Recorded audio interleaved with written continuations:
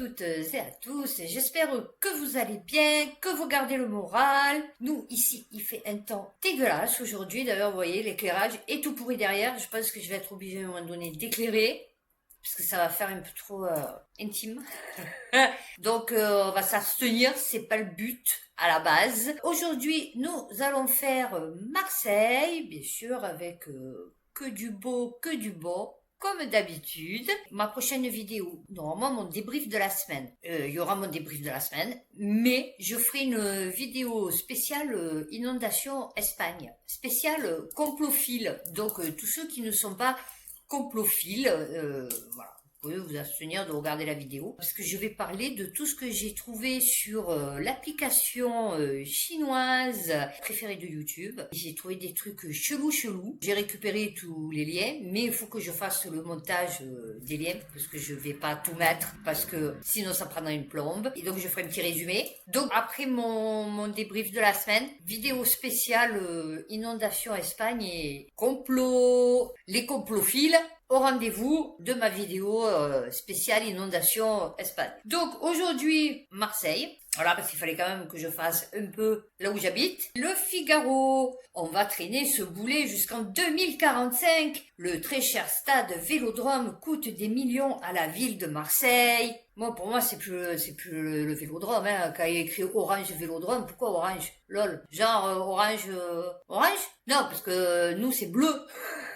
Tu vois, nous, le truc, il est normal, c'est blanc-bleu. Tu vois, il n'y a pas d'orange. Dans un rapport qui sera officiellement présenté ce vendredi, la Chambre régionale des comptes déplore la facture très salée pour le contribuable de la rénovation et de la gestion du stade Vélodrome, propriété de la ville. Et oui, parce qu'ils nous ont fait un stade couvert. Nous, le Vélodrome, nous les Marseillais, on aime bien quand ça reste, vous voyez, pittoresque. Donc nous, le Vélodrome, il n'était pas couvert. Ça, c'est un peu comme le Jarret, ils l'ont refait. Et depuis, ben, c'est plus le Jarret. Enfin, on peut plus l'appeler le Jarret, tu vois, parce que le Jarret, c'était pittoresque, c'était à l'abandon et tout, mais c'était le Jarret. Alors, le stade coûte plus de 10 millions d'euros à la ville chaque année, après prise en compte du loyer, payé par les contribuables et non par les usagers du stade. Eh oui, non, parce que moi, je paye pour le stade, en fait. Non, c'est bien. 15 ans après la signature d'un partenariat public-privé pour gérer le stade Vélodrome. Ah, et je viens d'apprendre que, se disant, le nouveau gouvernement en Angleterre, il veut renationaliser les lignes de train. LOL, Thatcher, elle les a privatisées, sont tombées à l'abandon, et maintenant, ils veulent les renationaliser. Oui, c'est dur à dire. Depuis 2013, de nombreux dysfonctionnements démontrent le gouffre économique d'une telle infrastructure pour la mairie de Marseille. Oui, donc ça veut dire qu'avant 2013, tout allait bien. En 2010, le précédent maire Jean-Claude Gaudin avait signé avec Arema, une filiale de Bouygues, ce partenariat public-privé courant jusqu'en 2045 dans le cadre des travaux de modernisation du stade dont le montant était chiffré à l'époque à 457 millions d'euros. Vous vous rendez compte tout cet argent, ce qu'on aurait pu en faire à Marseille? Depuis fin 2018, l'OM a repris la gestion quotidienne du stade à travers une de ses filiales baptisée Mars 360. Eh ouais, la ville n'a pas pris la peine de renégocier ses emprunts bancaires. Eh ouais, non, tant qu'à faire, on les laisse. Ouais, non, ça va, c'est pas grave, qui finance en partie ce dispositif. Eh ouais, alors que les taux d'intérêt étaient plus avantageux. Eh ouais, non, c'est sûr. Eh ouais, ils sont pas sortis de Polytechnique, les mecs, tu vois. Remboursement injustifié, pire encore, depuis des années, la ville rembourse les impôts sur les sociétés pour Arema, autrement dit, ses bénéfices. Coût de l'opération pour la mairie de Marseille, pas moins de 8,5 millions d'euros. La chambre régionale des comptes s'étrangle et pour cause, Arema n'est presque jamais bénéficiaire mais continuait à percevoir ces sommes. Arema, dont le résultat est majoritairement déficitaire depuis sa création, n'a payé au total que 78 567 euros d'impôts sur les sociétés de 2014 à 2022. Ah bah oui, c'est sûr, tu payes 78 567 euros d'impôts de 2014 à 2022 alors que tu empoches 8,5 millions d'euros tous les ans. Et on fait une formation de comptabilité que c'est par rapport au bilan, machin. Au lancement de ce partenariat, les frais de fonctionnement devaient coûter 10 millions d'euros par an, soit 3 fois moins que le coût actuel. Ah bah oui, les grands événements, Coupe du monde de rugby, Jeux olympiques, renchérissent encore ce coût puisque la ville doit payer leur organisation et indemniser le club et l'exploitant du stade pour le manque à gagner durant ces compétitions. Non, mais c'est vraiment nous prendre... Non, mais vraiment. Laprovence.com, des dysfonctionnements graves à Marseille, malaise au sein des maisons d'enfants Fouque. Non, c'est bien, c'est bien, c'est bien. Et vous voulez qu'après, ces gens, enfin ces enfants peu chers, quand ils deviennent adultes, ils soient équilibrés. Le syndicat Sud demande la réintégration d'un salarié accusé par sa direction de comportement inadapté. Des élus du personnel pointent eux des dysfonctionnements graves dans la gestion de l'association. Les faits ne regardent que nous, objecte d'emblée l'association Fouque, située sur une parcelle de plusieurs hectares dans le chic 8e arrondissement et fonctionnant en majorité grâce à l'argent public dans sa mission d'assistance sociale à l'enfance. Ah oui, alors déjà, là vous savez que c'est mort. C'est mort de chez moi. L'association prend en charge des enfants, adolescents et jeunes majeurs relevant de la protection de l'enfance ou de l'enfance délinquante. Ah oui, non, c'est pas du tout pareil. Au sein de 7 maisons pour enfants et 2 instituts médicaux éducatifs. Le salarié licencié travaillait au sein de l'une des maisons pour enfants, les Saintes-Anges, située sur la parcelle de l'association Fouque à Mazargues. Sa direction reproche à ce salarié d'avoir eu un comportement inadapté, dit-elle, lors de sa ronde de nuit pour surveiller les enfants pensionnaires. Quand on te dit la ronde pendant la nuit a un comportement inadapté, tu te doutes que bon voilà. Sans donner de détails sur les faits. Ouais, non, ben tant mieux. Dans un sens, qui ont conduit au licenciement du travailleur social survenu vendredi. Un préavis de grève a été déposé dans la foulée. On s'en fout de savoir s'il a eu des comportements inadaptés sur des enfants. Ah ben non, attends, oh, il devait pas le licencier comme ça. Il a pas respecté le droit du travail. Eh ouais, non, attends, oh. Un préavis de grève a été déposé dans la foulée par le syndicat Sud. Ce dernier appelle les salariés de la maison d'enfants Les Saintes-Anges à cesser le travail pour obtenir la réintégration de l'employé licencié pour qu'il continue à effectuer ses comportements inadaptés sur les jeunes enfants. C'est bien, c'est bien. Les gens, ils s'en foutent. Quand toi, tu en parles et que tu dis, ouais, mais tu sais qu'il y a des enfants, machin et tout, ouais, mais ça va, genre, c'est bien fait pour leur gueule, quoi, tu vois. Quelle idée d'avoir des parents pourris, en fait. Affaire des PV à Marseille. La policière qui distribuait des contraventions au voisinage était aidée par son père, également policier. Ah ben oui, écoute, en famille. Depuis le début de cette affaire, l'enquête a progressé et un lien de parenté a été établi entre cette policière de la division Nord et son père, agent de police municipale à Marseille. L'affaire des centaines de PV distribués dans une seule rue de Marseille, impasse des Olivettes, dans le 4e arrondissement, était déjà digne d'un film. On n'a pas les mêmes rêves. Mais un nouveau rebondissement l'a fait basculer dans le rocambolesque. Hervé Street. Oh, le mec il s'appelle Street, comme la rue en anglais, Street. Le principal plaignant assure avoir été informé d'une procédure mise en place à l'encontre d'un policier municipal de Marseille qui porte le même nom que la policière, elle, travaillant à la division Nord et sur qui l'IGPN est en train de mener une enquête. Une procédure disciplinaire en cours. Ben au moins lui, voilà, il servait à quelque chose. Il faisait rentrer des sous dans les casses de l'État. Et ouais, non, parce qu'il devrait... Putain, pourquoi on l'a pas eu ici dans le 3e? Ah oui, les gens comme ils se gardent, non, mais lol. Ils verbalisaient ensemble le même jour les mêmes personnes et pas forcément pour les mêmes motifs. Ah ouais, non, mais c'était des serial verbalisateurs. Eux, aux États-Unis, ils ont des serial killers, nous on a des serial verbalisateurs. Je vais faire un peu de géographie. Alors, carte narcotrafic à Marseille. Les règlements de compte se déplacent des quartiers nord vers le centre-ville. On revient sur le meurtre de cette personne qui a été perpétré par un tueur à gages de 14 ans. Bon, alors, il faudra rappeler quand même qu'un tueur à gages, c'est une personne, c'est un professionnel, en fait. Donc déjà, logiquement, c'est rare quand il se fait arrêter, déjà. Et ensuite, c'est quelqu'un qui travaille vraiment, qui fait que ça. Là, maintenant, tu peux aller dans les quartiers nord, te trouver un cramé de chez cramé, un clando, je sais rien, fait bon, un minot. Tu lui dis, par exemple, pour 10 000 euros, 10 000 euros, tu vas, tu me fumes cette personne. Ben, il y va, il te fume la personne. Il en a rien à foutre. Mais c'est pas un tueur à gages. Tu vois ce que je veux te dire? C'est juste le mec qui va avoir 10 000 euros, quoi. Le meurtre d'un chauffeur VTC de 37 ans, père de 3 enfants, victime innocente de la guerre des clans à Marseille, a marqué les esprits. Une balle perdue en quelque sorte comme celle qui a tué Sokena. Si les règlements de compte étaient plutôt ciblés et contenus sur les points de deal des quartiers nord, depuis 2 ans, le reste de la ville n'y échappe pas, et plus précisément le centre-ville. Ouais, mais attends, avant, je suis désolée, chérie. Alors, tu vois, moi, je suis une vieille. De l'âge passé. Tu regardes le bar du téléphone et je sais pas quoi. Avant, ils allaient et ils envoyaient rafaler, par exemple, les mecs devant le bar. Ils en avaient rien à foutre. Ça a toujours existé, ça. Sauf qu'à un moment donné, ça s'est vraiment localisé dans les cités. En 2023, les morts et blessés par arme à feu étaient majoritairement localisés dans les quartiers nord. L'émergence du 3e arrondissement se faisait sentir. en particulier dans la cité Félix Piat. Il semblerait qu'en 2024, mais l'année n'est pas finie, que les narco-homicides ont de plus en plus lieu dans le centre-ville. On compte près de 21 morts par arme à feu et 8 ont eu lieu dans les quartiers nord. Ah ouais, d'accord. Et puis plus précisément dans le 13e arrondissement. Enfin, on a le diagramme. Le 3e arrondissement arrive en 2e position de ce classement macabre devenu le terrain de règlement de compte avec 6 morts violentes, dont la dernière en date, celle d'un innocent, ce vendredi 4 octobre dernier. D'une manière générale, le 9e et le 10e arrondissement et le 2e arrondissement, eux aussi, sont en proie à des scènes d'une extrême violence. Alors le 10e, c'est là où j'étais avant. Ubershit, ah bah oui. Alors, la Dizzy Mafia est une pieuvre et ses tentacules dépassent de loin les frontières de Marseille. On peut aisément se dire qu'elle dépasse aussi les limites des arrondissements. Des jeunes de Marseille vont tuer dans d'autres départements et inversement. Ben ouais. La Dizzy Mafia est le supermarché de la drogue et veut bouffer les épiceries de quartier.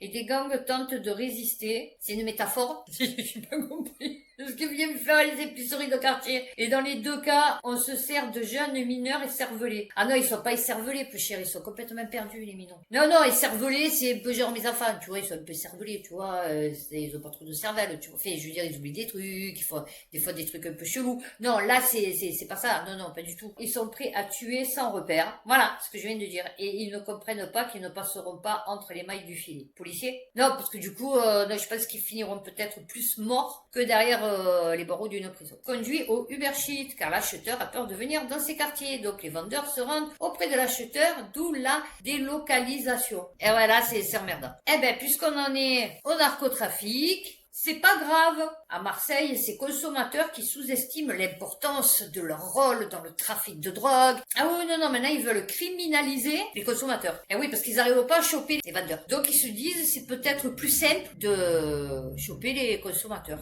Eh ouais, non, parce que le consommateur, s'il y va déjà, c'est un peu comme un mec qui boit, tu vois. Déjà, un mec qui boit, tu te dis c'est parce qu'il a un problème. Ben un mec qui fume du shit, c'est pareil, c'est parce qu'il a des problèmes en fait. Donc du coup, s'il va fumer, c'est que dans sa tête ça va pas, parce que sinon, si ça dans sa tête ça irait super bien, et il aurait pas besoin de fumer, tu vois, même pas la cigarette en fait. Moi mes enfants ça va bien dans leur vie, ils fument pas du tout. Les consommateurs de drogue devraient être aussi, ah oui parce que maintenant c'est 150 €, ils ont augmenté. C'était 135, et après ils se sont dit putain ça fait trop Covid, tu vois. Si les points de deal sont parfois comparés à des supermarchés, ce n'est pas pour rien. Tout est fait pour faciliter l'accès à la drogue, et il y en a partout dans les quartiers. C'est facile d'avoir sa consommation. Ah bah oui, ah bah écoute, petit texto. Les consommateurs pas toujours conscients, ah ben non, ça ne détruit pas ta santé.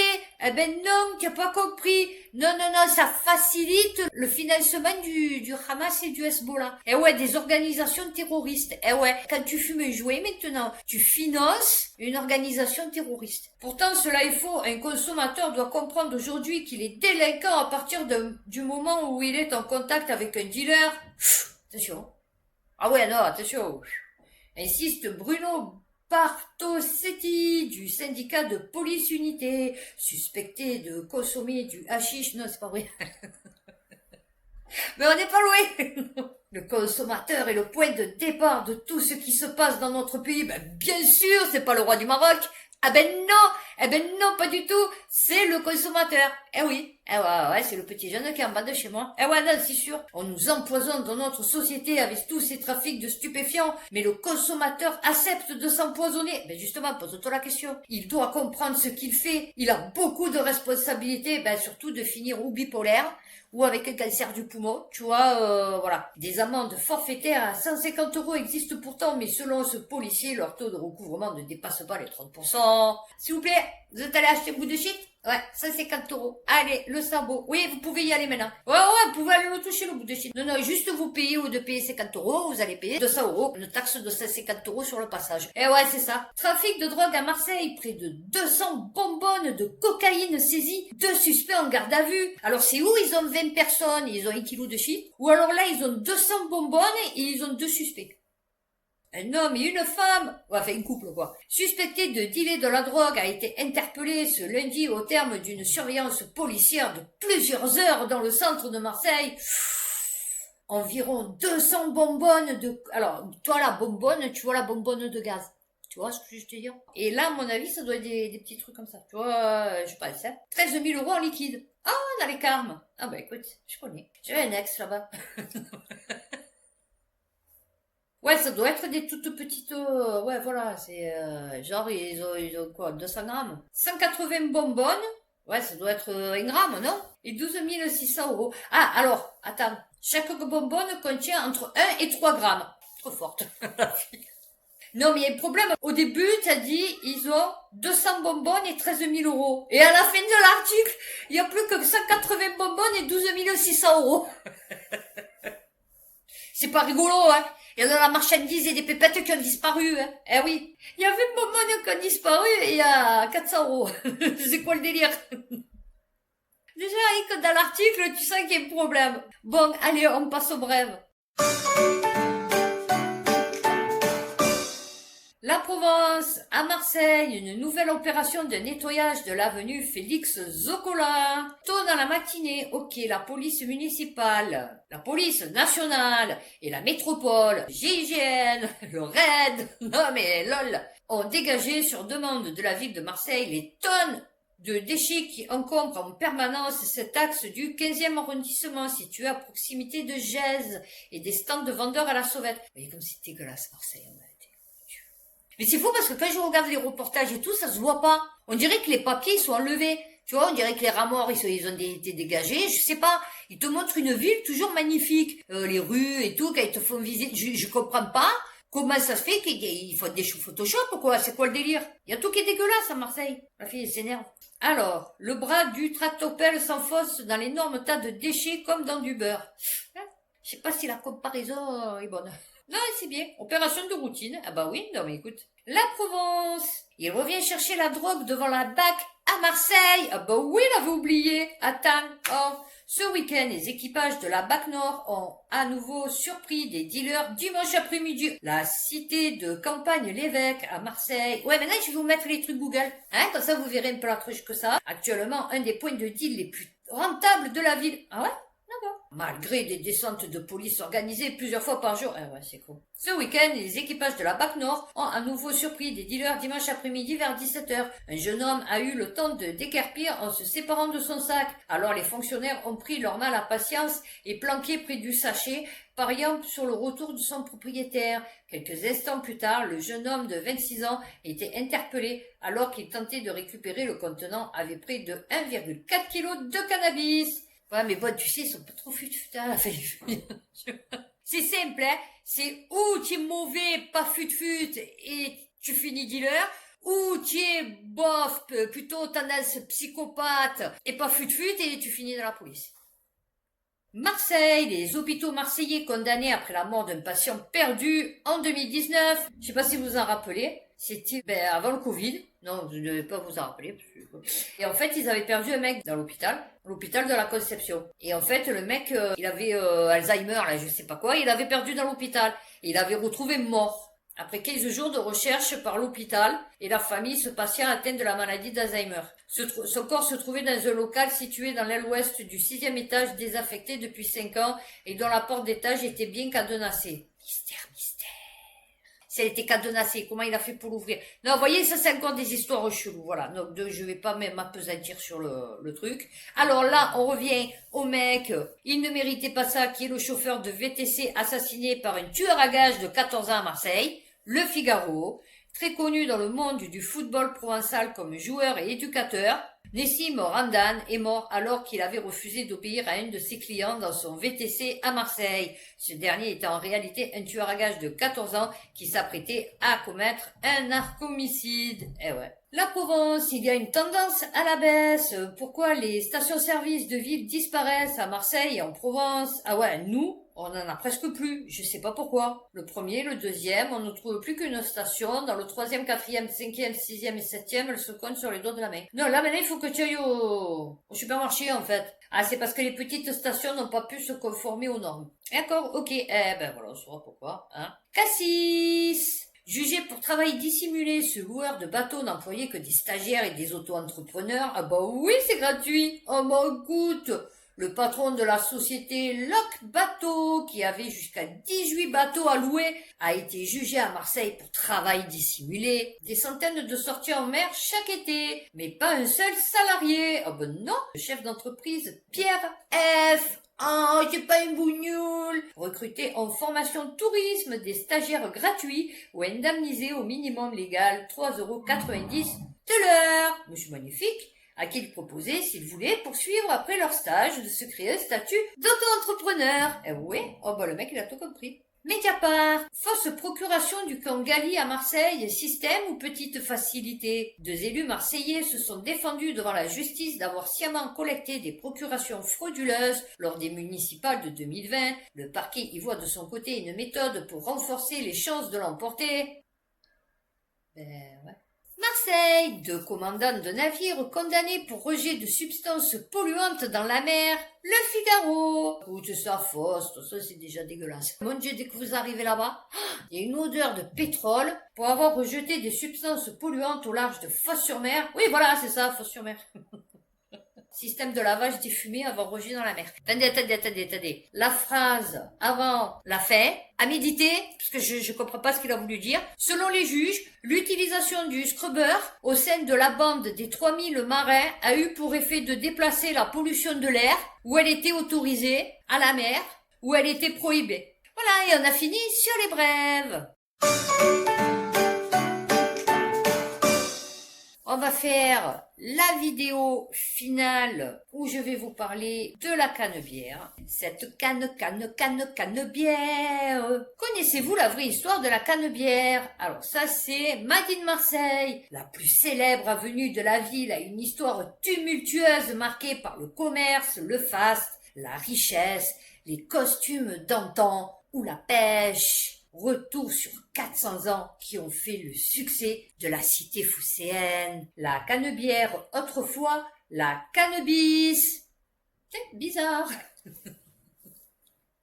Vient du provençal caneb, canébé, et ils mettent pas d'accent, donc je sais pas comment ça se dit, qui provient lui-même du latin cannabis. Ah ben c'est magnifique, voilà. Pourquoi les gens se posent des questions, les qu'on arrive à Marseille, ça sent le shit, machin et tout le monde fume et tout. Ben parce que déjà rien que notre avenue principale de la ville, son nom provient du mot latin cannabis. Signifiant le chanvre. Ah bah oui, en effet, Marseille était l'un des plus grands comptoirs de chanvre au monde pour la fabrication et le commerce des élingues et cordages. Oui, et puis peut-être pour autre chose aussi. Ça remonte très loin, l'histoire. Elle a été construite au milieu du XVIIe siècle lors de l'agrandissement de la ville ordonné par Louis XIV sur un ruisseau, le Jarret, qui menait dans une crique, l'actuel Vieux-Port. Le Jarret court toujours sous la Canebière et sous le boulevard Sakakini, qui prend souvent son nom. Son lit aurait été détourné au XIe siècle vers l'Uvonne, tout en conservant une dérivation jusqu'en 1666 pour les besoins des tanneries et des jardins. Ah oui, non, parce qu'avant, en France, à Marseille, on faisait plein de trucs. Parfumerie, librairie, machin, c'était vraiment le top, tu vois. Non, mais là, on a pleuré. Une histoire qui débute au XVIIe siècle. À l'origine, la rue est comprise entre le cours Saint-Louis et l'arsenal des Galères avec une longueur de 250 mètres pour 11 mètres de large. C'est en 1671. Les premières maisons, aujourd'hui détruites, sont construites à l'angle de la Canebière et du cours Belzunce.